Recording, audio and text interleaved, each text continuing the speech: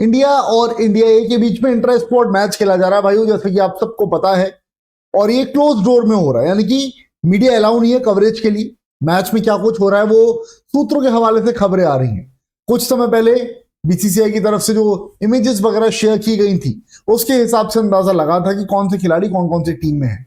लेकिन अब एक और अपडेट आया है, और मैच के दौरान क्या कुछ हुआ, किसने कैसा परफॉर्म किया, उसके बारे में बड़ी खबर सामने आई है। तो एक एक करके सबके बारे में बातचीत करेंगे। लेकिन सबसे पहले प्रथा जो है हमारे चैनल की, आप सब जानते हैं, लाइक का बटन दबा दो भाइयों, नोटिफिकेशन ऑन कर लो सब्सक्राइब करने के साथ में, अगर अभी तक सब्सक्राइब नहीं किया है तो, क्योंकि सारे अपडेट्स आपको इसी तरह से मिलते रहेंगे।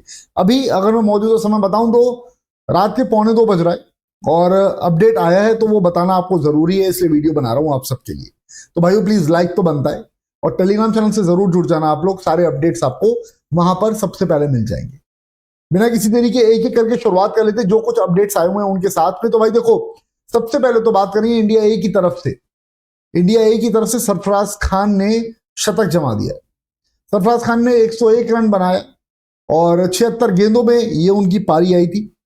और सरफराज खान को 101 की पारी के बाद फिर रिटायर आउट कर दिया गया, ताकि और बल्लेबाज आकर के रन्स बना सके, उनको भी मौका मिले खेलने का।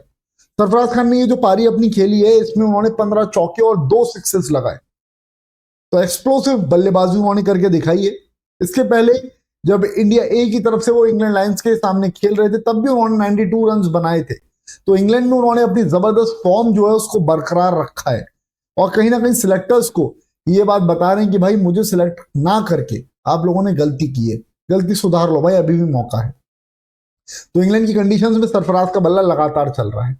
उसके अलावा अब आप लोग सोचेंगे आज इंडिया ए की बारी थी, तो कल इंडिया का जो स्क्वाड था उसने क्या किया। तो इंडिया के स्क्वाड की तरफ से कल के दिन, यानी कि जो डे 1 था, उस दिन 459 रन बोर्ड पर लगाए गए, जिसके जवाब में अभी इंडिया ए की टीम जो है डे 2 खत्म होने पर 299 रन बना चुकी है, 6 विकेट के नुकसान पर। अच्छा, ये तो हो गई इनकी बात। ईशान किशन, सरफराज की बात कर ली, अब ईशान किशन की बात कर लेते हैं। ईशान किशन 45 रन बना करके नॉट आउट है इस समय, ठीक है। और शार्दुल ठाकुर 19 रन बना करके खेल रहे हैं। हाईलाइट जो रही पूरे दिन की, वो सरफराज खान की बल्लेबाजी रही। जिस तरीके से सरफराज खान ने आज रन्स बनाए, और सरफराज के कुछ विजुअल्स भी आए थे बीसीसीआई की तरफ से, कोशिश करूंगा कि वो भी मैं आपको दिखा पाऊं ऑन टाइम, ताकि आप सबको भी पता चल सके कि क्या कुछ सरफराज की तरफ से हुआ है इस मैच में, और सरफराज ने कैसा परफॉर्म किया है। तो ये कुछ बात थी। अच्छा, इसके आगे और बढ़ते हैं, तब फिर आप देखेंगे तो फिर और कुछ अपडेट्स आए हुए हैं। जसप्रीत बुमराह वो विकेटलेस गए हैं। ये सरफराज खान आप देख रहे हैं जो उन्होंने परफॉर्म किया है, जो उन्होंने रन्स बनाए, आज उनके विजुअल्स हैं इस समय आप देखेंगे तो जसप्रीत बुमराह का विकेट एक भी नहीं मिल पाया उनको, वो विकेटलेस गए हैं। दूसरी तरफ अगर आप देखेंगे तो फिर प्रसिद्ध कृष्णा को 2 विकेट मिले हैं, ठीक है जी। मोहम्मद सिराज को भी 2 विकेट मिले हैं। ऋतुराज गायकवाड फ्लॉप रहे, 2 बॉल खेली और डक पर आउट हो गए। तो ऋषभ पंत ने उनका कैच पकड़ा मोहम्मद सिराज की बॉल पर। अभिमन्यु ईश्वरन 39 रन उन्होंने बनाए, साई सुदर्शन ने 38 बनाए। और दोनों जो अपकमिंग मैच होने वाला है, स्क्वाड जो इंडिया का है उसमें शामिल है अभिमन्यु ईश्वरन और साई सुदर्शन। तो दोनों ने ऑलमोस्ट एक जैसी पारी यहां पर खेली है, ठीक है।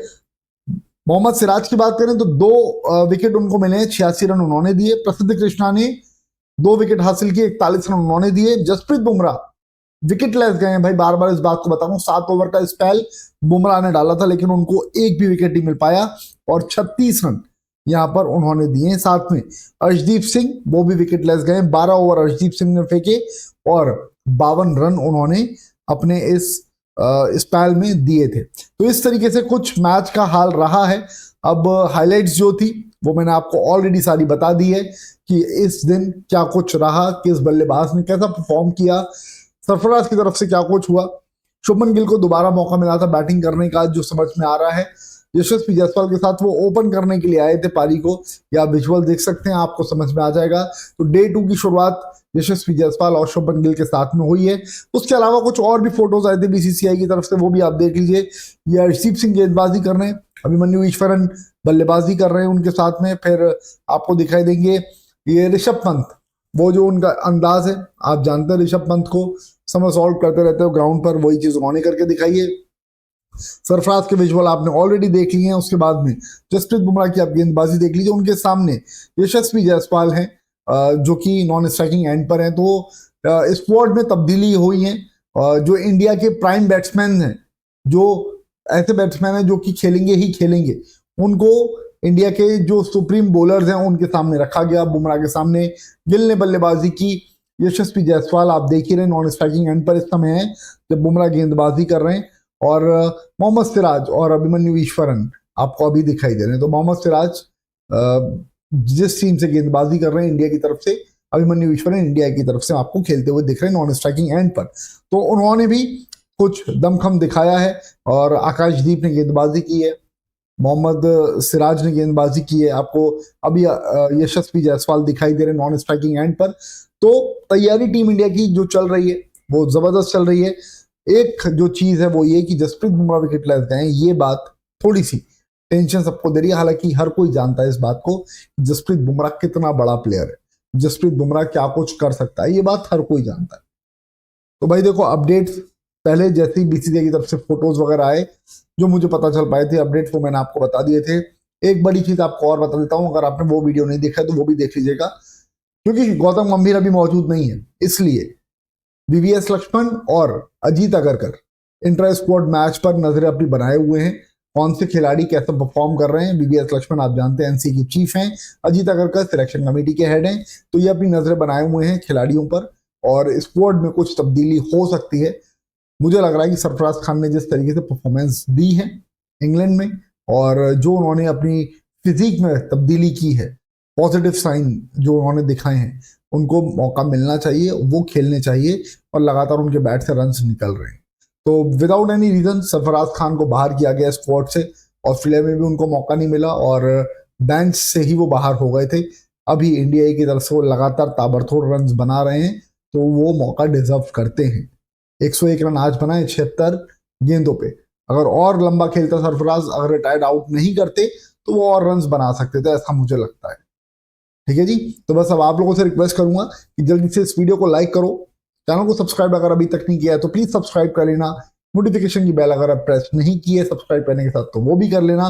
टेलीग्राम चैनल का लिंक आप सबको पता है, इस वीडियो के डिस्क्रिप्शन और कमेंट सेक्शन दोनों जगह पर है। सारे अपडेट्स क्रिकेट से रिलेटेड टेलीग्राम पर सबसे पहले आते हैं। क्लिक करो, रीडायरेक्ट हो गया आप टेलीग्राम ऐप के ऊपर, वहां पर ज्वाइन का बटन आएगा, ज्वाइन कर लो, फ्री ऑफ कॉस्ट है भाइयों, लेकिन सारे अपडेट्स क्रिकेट से रिलेटेड आपको वहां पर मिल जाएंगे। बस अब आप लोगों से रिक्वेस्ट करूंगा कि लाइक का बटन दबा ही देना और फिलहाल अभी इस वीडियो में इतना ही। बाकी अपडेट्स जो भी कुछ आएंगे वो आप सबके लिए वीडियोस के माध्यम से मैं लेकर के आता रहूंगा। Thank you so much for watching, bye bye, see you, love you all, good night.